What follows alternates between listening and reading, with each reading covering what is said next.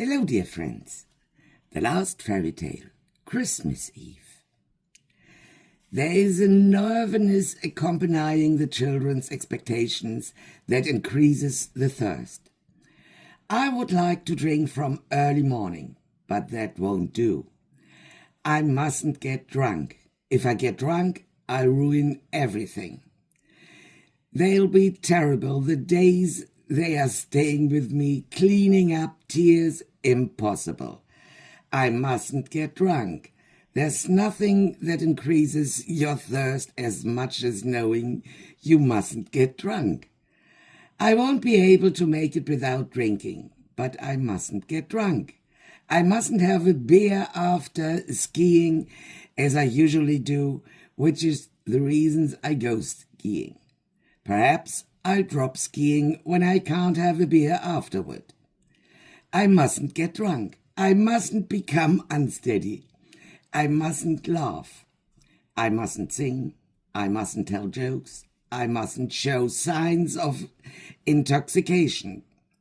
I mustn't make the children feel uncertain about that. I can have a glass of wine for dinner, but I mustn't become drunk. I mustn't talk too loudly. My voice mustn't quiver. I mustn't be in high spirits, then they become suspicious and insecure. I mustn't stay in the cellar too long if I have to go down to the cellar to get fruit for the fruit salad, then they could think that I'm drinking down there. On the sly. I mustn't drink on the sly. I mustn't stagger. I must speak clearly. I must be steady on my feet. They're cooking. They're standing in the kitchen cooking and have opened a beer, my son and my son-in-law. My oldest daughter was taking the car to the gas station convenience store to buy salt. I'm cutting the fruit. I mustn't open a beer. They are watching me. I'm cutting the fruit. They are looking for signs. I have to bear it until the gifts have been handed out. Then I'll go to bed. Then I'll light the fire in my own part of the house and drink red wine and feel safe, alone, and unsupervised. I can have one glass of wine for dinner. No more. They keep track. I can't effortlessly reach out for the bottle. The one who's filling the glasses usually forgets my glass. It just happens, or it's agreed upon. I'm allowed 2 glasses. If I speak clearly, if I don't laugh, if I walk steadily, if I don't drink the first glass too greedily, if I pretend that I've forgotten that there's wine on the table. I'm allowed 2 glasses if I sip the first one. Then I'm allowed 1 more towards the end of the meal. The house smells of pork ribs. My son's wearing an apron and is having a beer while he's making sauerkraut from scratch. My son-in-law's making spicy meatballs and is having a beer. I'm the only one who notices. They have no fear of becoming drunk. My son can become quite drunk, but he is son, not mother. He doesn't live with a fear. I hope he becomes drunk. I hope he drinks so much that he becomes drunk and forgets about me. But my youngest daughter doesn't forget. I put a cider in the freezer when I go down to get the pineapple. My youngest daughter calls to say she's on her way. She usually doesn't drink. She has an unstrained relationship to alcohol. She saves drinking until she's at a party with friends. When she's with us, her family, she doesn't drink. She's damaged. I'm the one who was damaged her. I wish she would drink and become happy and forget me. She comes and studies me, but I haven't been drinking. I haven't had a beer after skiing because I haven't been skiing. My son asks if she wants a beer.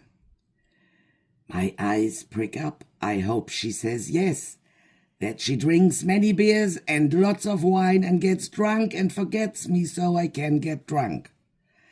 I wish everyone would get drunk and lose themselves in gifts and forget about me. She shakes her head. She doesn't want a beer. That's the damage. I go to get her pomegranates to the cellar and take the cider out of the freezer. I drink it as fast as I can. I'm so thirsty. I listened for steps, but there aren't any. I mustn't stay too long. Have to go up soon. I drink and drink. Then it's empty. It helps and gets worse. Now I feel guilty. But I'm not going to get drunk. I can take a lot of cider before I get drunk. I'm not going to get drunk. I'm just going to calm my nerves. They don't understand that. If they knew that I opened a cider and drank it, they'd feel insecure and worry about how the evening would end. It has to be done in secret. I'm going to keep my promise. I'm not going to get drunk. I go up again with the pomegranates and behave as naturally as I possibly can. Cider doesn't smell. I asked my youngest daughter if she had enjoyed the day with her father yesterday. My voice doesn't tremble. I don't think anyway. I'm listening to myself and so focused on myself that I have problems talking, moving. I talk and move a little as possible. The cider's warming my blood. I feel the warmth spreading, try to lower my shoulders, but they carry my shame. We had a nice time, she said. They'd eaten catfish. They'd accompanied their meal with a good white wine. I know that, but I don't ask about the wine. Alcohol is not a subject here. She doesn't seem to notice the cider. I hope she'll relax and understand that I won't get drunk, so I can relax. The fruit salad is ready. The pork ribs are ready. My son-in-law is uncorking the red wine he has brought. It goes well with the pork. My oldest daughter calls and asks if she should buy some ice cream as well. The others want that. She'll soon arrive with the ice cream and put it in the freezer where there's a cider. I have to remove it before she comes. I said I carried the fruit salad down to the cellar where it'll stay cool. That sounds quite natural. No one asks. No one seems to suspect anything. I cover the salad with plastic wrap, elaborately and slowly as if there's no rush. Carry it down to the cellar, take the cider from the freezer and drink it fast, even if it's not cold. I feel completely clear-headed, even more clear-headed, completely calmer like a hardened criminal during the misdeal. I talk calmly to myself. Calm, now. I go up and set the table, utterly focused. My daughter looks at me. I concentrate on my steps to the drawer and the steps back. The cutlery on the right place, glasses and plates. I don't drop anything. I don't break anything. I don't slur my words because I don't say anything. I don't stagger. My oldest daughter comes back from the gas station with the ice cream and puts it in the freezer. She sits down, finally. My son-in-law fills our glasses. He asks if I'll have a drink. Just one, I say, loudly, to reassure. He fills my glass. less in mine than in the other glasses, it seems to me. I study him while he's pouring the lovely red wine, how it rises in the glasses, how high in those of the others, how high in mine. My youngest daughter says she doesn't want wine, loudly, to make sure I hear it. She wants soda water. She gets the soda water and puts it down hard on the table. We wish one another Merry Christmas and lift our glasses, finally. I keep the wine in my mouth as long as possible. I take small sips. They eat, we eat, they eat more than they drink. The bottle is empty, but they have more left in their glasses, so they don't open another one. I look over at the kitchen bench at the other bottle. Now my son finally goes to get it, opens it and fills his glass and asks if anyone else wants some. I say, as collected as I can, as effortlessly as I can, that I wouldn't mind another glass. The last one, I add, loudly, so everyone can hear it. My son looks at his sister, the youngest one. My son looks at his sister, the oldest one. They don't say anything. They keep their opinions to themselves.